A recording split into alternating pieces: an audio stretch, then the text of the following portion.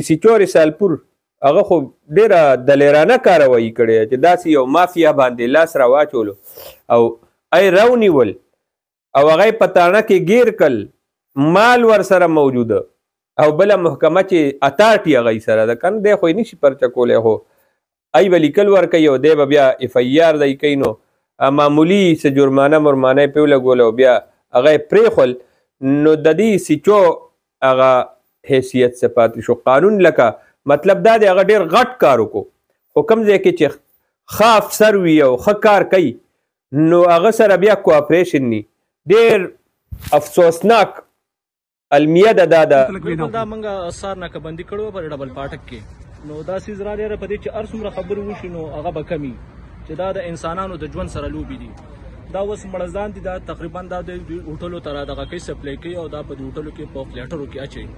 نو دا مړزان چې کوم دي نو د انتهایی ګنده بي شروع کړی دی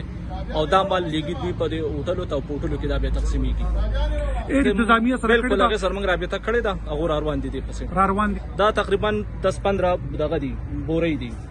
نو دا بیا هغه راځي هغه به وزن کوي چې په وزن دا څومره دي موږ وزن کړی نه دي چې په وزن دي یو بورې وزن فیر تاسو کوي به کنه فوډ ولا دا فوډ والا به کوي جی فوډ والا کوي جی اسه دا خو ډیر ګرانو کتونکو دا تاسو قتل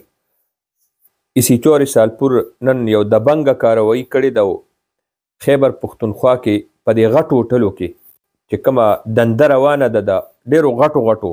شخصیاتو په ملي بګت سره او د مختلفو محکمو په ملي بګت سره خلقو باندې زهرالود غوښې خوري دا مړزان د مړزانو لوی باریکې په ریلوې کې د پنجاب نه راځي او هلته لاور نه انډیا نه راځي لاور ته او بیا په ملک مختلفو حصو کې هغه د ریلوې په بوګو کې ازي تقسیمیږي په دې بورو کې دا مړزان اچولې شوي دي او دا د انډیا نه را روان دي ستاسو څه خیال دی دا ټیک دي او دې کې څه دغه نشته دا نقصاني نه دي دا خراب دي بیونه ترې نه روانو او اسی چور سالپور اشفاق خان یو دبنګ کاروایو کا وینیول او چې محکمه فوډ والا راغل غټ ټیلیفونونه به ورته شوي غټو خلکو پکې رابطې کړي نو معمولي جرمانه یې ترې نه وایسته او بیا دا مردان ته لاړل وایي دا مونږ فارم دی هلته مطلب دا دی هلته د دې فارم جوړ کړی دی خو فارم کې ورسره څه شته نه لکه د آی پی پیز غوندې دا هم یو آی پی پیز ده او هلته فارم ته یوسي او د هغه فارم نه د خپل فارم په نوم باندې بیا ټولو ضلعو ته دا مړزان په ګاډو کې اچوي او تقسیمیږي یو شهر ناپرسان دی د وطن ما ته دا ووایي چې دا یې سیچو نن دا غټه کاروایي وکړه او د نورو محکمو د ضلعي انتظامیې د محکمه فوډ محکمه خوراک او حلال فوډ د هغوی که دا رویه وي او دا کاري نو دی به بیا داسې کاروایي وکړي دی به هم بیا نه نیسي بیا به ورته وایي چې بس راوړه هسې هلته جرمانه ورکوئ موږ له جرمانه راکوئ نو کرپشن پرمیشن باندې په دې ملک کې د انسانیت سره کلواړ شروع دی او دا انسانیت سره داسې لوبې دي تاسو واورېدل چې دا د انډیا نه راځي او دلته کې لکه په دې به څو ورځې تېرې شوي په رکشه کې چنګچي کې اچولي دي د ریلوې په بوګی کې راغی بیا په چنګچي کې راچولي دي او بیا په مختلفو ګاډو کې ګرځئ فرج نشته ایئر کنډیشن نشته او غوښو په بورو کې اچولي دي د بنډلې ترې نه جوړې کړي دي که نه نو دغسې د نورو ځناورو غوښه دې وطن ته راځي غټو هوټلو ته شادي هالونو ته دا چې مونږ ډېر په خوند او په رنګ او په چسکې باندې د خوراکونه خورو او په لیټرو کې د مختلف قسمه غوښو د مصنوعات هغه مونږ خورو نو هغه دا غوښې دي دا تاسو وګورئ لکه سړی حیران شي دا زما د ملک حل دی چې هلته تا ته خوراک دپاره غوښه هم خالصه نه میلاویږي پید خالص تا ته نه میلاویږي تا ته نور څه شیدونه نه میلاویږي او بیا چې یو افسر راپاسي زه خو جي خراج تحسین پیش کومه پولیس چې کم ښه کار کوي کم ځای کې هم ښه کار کوي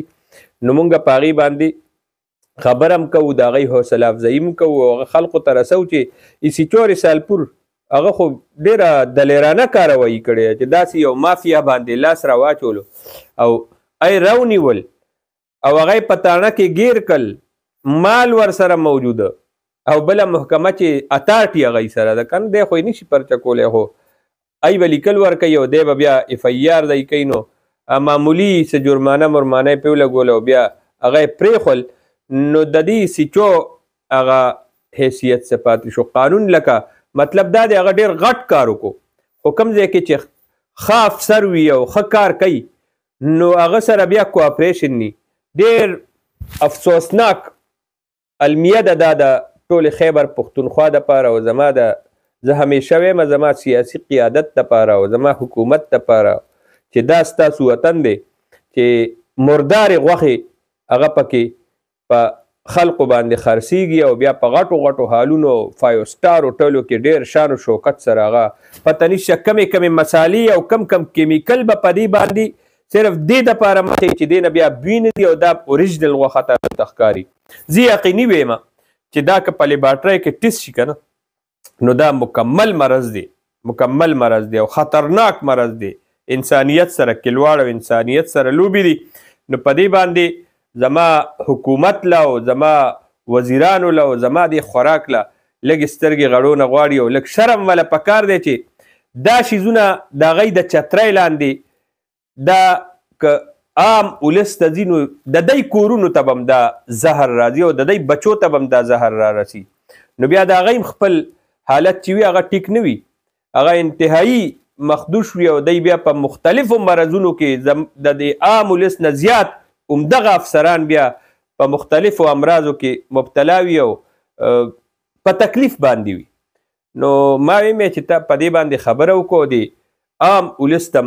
ریکویسټ وکړو زه خو لکه حیران شمه چې ښه په غټو غټو ورته وګورو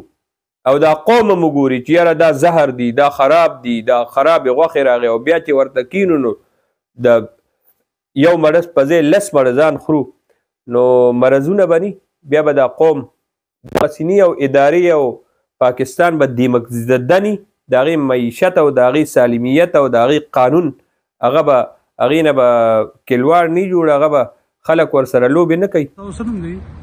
مایل شادلي دا خو مونږ پارم دی دلته کې مردان کې کوم ځای کې مردان کې او بیا سپلای کوي ټول نوخار کې جی او کله څومره مودې نه تاسو سپلای کوئ لګي خو واخو جی ښه جي نو دا غوښې حلال دي او جی او دا څنګه جوړېږي دا مړزان دي جی او جی دی مړزان دي جی ها بالکل دي جی نو تاسو سره لیسنس مېسنس شته او دي سره به کېته نه تاسو سره ما سره نشته جی تاسو سره نشته او جی او استاد مالک راغلی